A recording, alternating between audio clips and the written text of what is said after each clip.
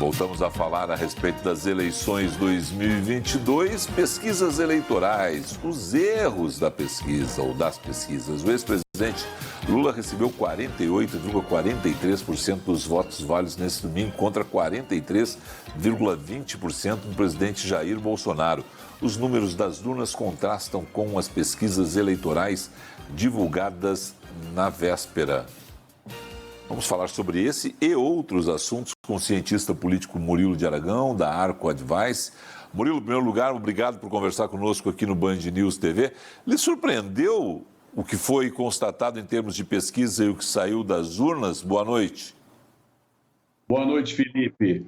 Basicamente, não me surpreendeu, porque a gente acompanhava com o nosso tracking o desempenho dos candidatos e nós acreditávamos que a diferença seria menor do que era apontada pelos institutos em geral. Por isso, não nos surpreendeu. Agora, é evidente que, para a opinião pública, para o eleitorado, o desempenho dessas pesquisas causou grande estranheza, sim. E como todo ano acontece em todas as eleições, começa-se a questionar a validade das pesquisas, se devem ser regulamentadas ou não, até mesmo se fala na criação de uma CPI das pesquisas, o que é um exagero. Mas, de toda maneira, não me surpreendeu. Agora, é natural que parte do eleitorado tenha se surpreendido com a diferença que alguns institutos demonstraram. Felipe. Por tudo que eu conversei no ar e fora do ar há pouco com o senador eleito por São Paulo, o astronauta Marcos Pontes, vai ter um debate no Congresso. E ele mesmo disse, olha, talvez a transparência maior dos números, a forma, a metodologia, isso pode ser modificado. Mas ele também não avançou muito no assunto. Quer dizer, é um assunto que vai pautar, como sempre pauta, né? Essa polêmica é uma polêmica do day after das eleições, né? Em especial aqueles que se sentiram prejudicados. E é evidente que a diferença pode influenciar, ou melhor, o resultado das pesquisas tem o condão de influenciar o comportamento do eleitor. Não todo o eleitor, toda a maioria do eleitorado, mas parte pode se sentir influenciado. E é evidente que também, quando se trata de eleições municipais, pode ser que tenham ocorrido algumas distorções que são percebidas de forma negativa pela opinião pública. Felipe. Você falava eleições municipais. Eram municipais mesmo, em relação a 2 anos atrás? Desculpe, estaduais. Estaduais, sim, tá. Perfeito. Bom, vamos lá. Segundo turno, é bola no centro, 0-0, é um novo jogo ou o Lula já parte na frente em função de 6 milhões de votos a mais? Como é que funciona? Falta aí 1,5 de... Faltou, né? 1,5 para Lula passar os 50% mais um. Felipe, eleição e mineração só depois da apuração. Isso é um dito mineiro, né? É evidente que o Lula traz algum favoritismo, porque ele terminou em primeiro lugar no primeiro turno. Há uma tradição do presidente do candidato que lidera o primeiro turno, termine confirmando a sua vitória no segundo turno, mas, na minha opinião, dada a polarização e alguns aspectos específicos da eleição, o jogo ainda vai ser jogado. As eleições estão em abertas. O Lula carrega algum favoritismo, mas Bolsonaro não está fora do jogo e pode sim ganhar as eleições. Felipe. Funciona. Qual é a expectativa de, vamos chamar assim, temperatura para esse segundo turno? Bom, eu vejo que será um segundo turno bem pegado, viu, Felipe? Será bem pegado por conta das estratégias dos candidatos.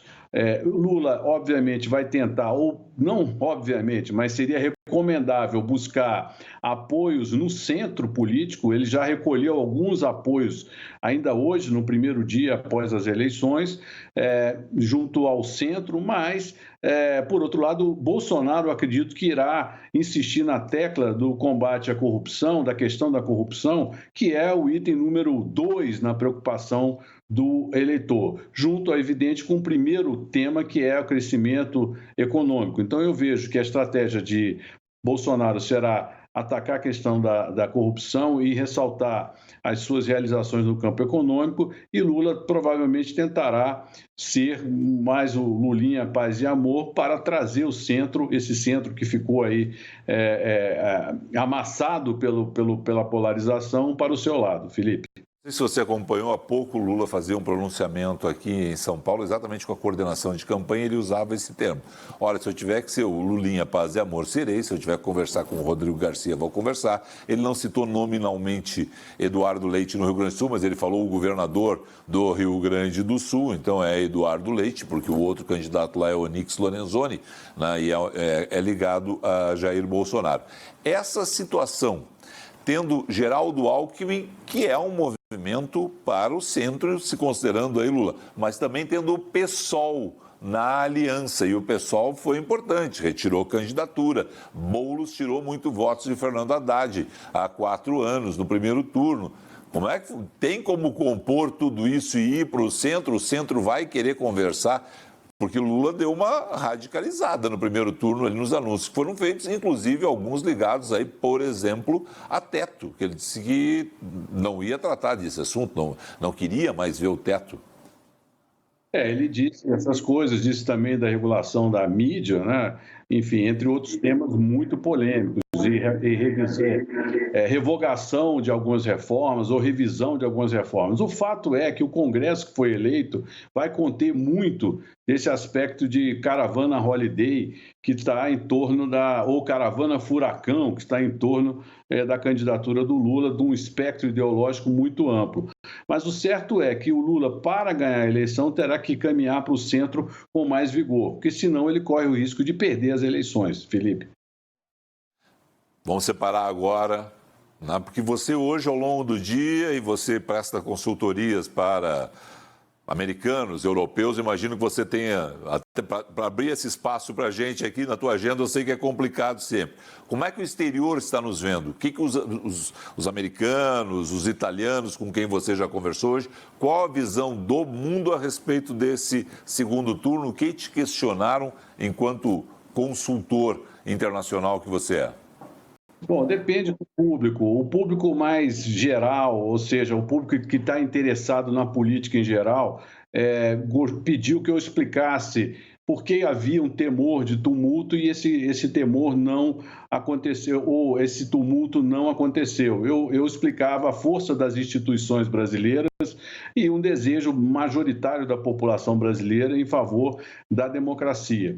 Outros mostraram preocupação com a política ambiental, caso Bolsonaro seja eleito, e a política externa também, e houve até uma pergunta muito curiosa dizendo por que ambos os candidatos tiveram uma postura tímida em relação à invasão russa na Ucrânia. E é um tema interessante, porque nenhum dos dois candidatos teve uma postura fortemente contrária ao episódio, apesar de que o governo brasileiro tenha acompanhado as maiores e mais importantes deliberações da ONU a respeito do assunto. Agora, o público investidor, aquele do mercado, ficou muito feliz, sobretudo com o retrato do Congresso Nacional, porque entenderam que o Congresso que virá é um Congresso que não é anti-reformas. Ele pode até não ser muito reformista com o Lula, por exemplo, mas não será anti-reformista com o Lula. Por outro lado, se ganha Bolsonaro, a tendência é que as reformas avancem, porque a base reformista do Congresso ficou muito sólida com o resultado ocorrido. Felipe? Já adiantou uma pergunta minha, que era a questão de governabilidade com esse novo Congresso, né? Para o exterior, tem vantagens e desvantagens de Lula e Bolsonaro? Chegam a questionar dessa forma, já que foram numa questão que nós mesmos na imprensa brasileira não tocamos e não cobramos. Eu acho que não vi nenhuma pergunta em termos de eleição relacionadas, por exemplo, à guerra Rússia-Ucrânia, né? Eles colocam isso, vantagens e desvantagens? Olha, o mundo exterior tem uma visão distante do Brasil, né? O Brasil aparece muito de forma alegórica e sempre com más notícias, porque há também um viés contrário a um presidente que apresenta essas características ideológicas que todos conhecem. Isso não é bem visto, principalmente pela imprensa internacional. E isso reflete uma imagem polêmica do Brasil. Evidente que há uma preocupação com relação a questões como desmatamento, a questão do meio ambiente.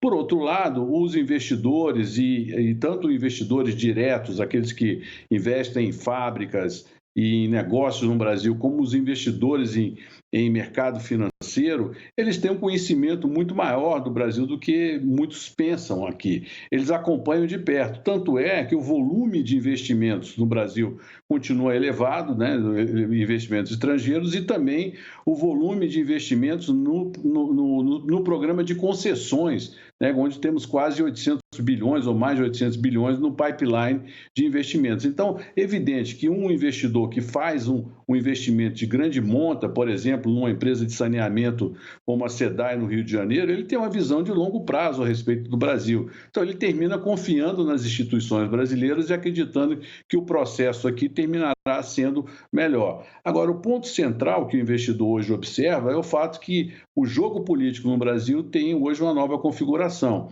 E essa configuração é de uma divisão maior de poder entre o executivo, o judiciário e o legislativo. Felipe. Quero agradecer a você pelas suas análises. Sei aí, nada de faz tempo na tua agenda. Muito obrigado, né? E a gente vai voltar a conversar mais vezes aqui. Obrigado mesmo. Obrigado, Felipe. Um grande abraço.